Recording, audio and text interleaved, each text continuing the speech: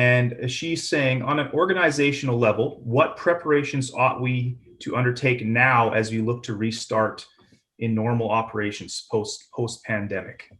So would you speak to that at all? So Val, can you clarify? Are you talking about in terms of churches gradually reopening, or are you thinking of the bigger picture in terms of an actual kind of process in which a church has to evaluate kind of what it's been doing in the past moving forward? So looks like she hasn't. It'll be take a little bit of time, so maybe I'll just reread the question. Sure. Why don't you reread the question? I'll just write answer it now. Yeah. So on an yes and yes, she says yes and yes. Okay. Yeah. Thanks, Val. Yeah, thank you.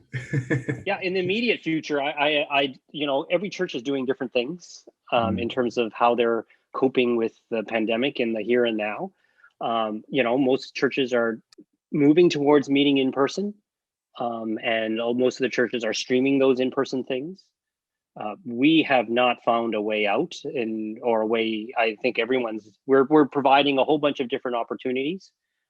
We've pretty much tried whatever we could. We started cohorts that are met with some interest. We continue our meeting in small groups. We encourage families to cohort together, like two families coming together and being a small group and doing life. We've done in person. We do a pre-record video. There's just so many different things. And so, my encouragement in all of this is, again, what I alluded to, and something that I'm guilty of. I think the church needs to be better at providing pastoral care and listening to our congregants, showing up at their door and asking what they need. And so I don't know if we do that enough. So TAP Marpole just recently decided that they would visit pretty much every member with these, like a little gift, and they would meet on their front door and they would just drop something off and check in on people.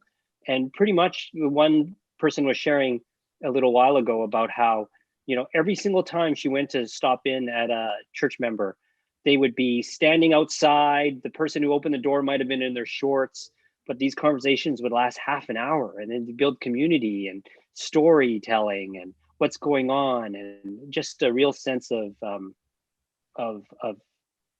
community, and hey, we're all in this together. And I think we need to do more of that. I don't know if churches are doing enough pastoral care.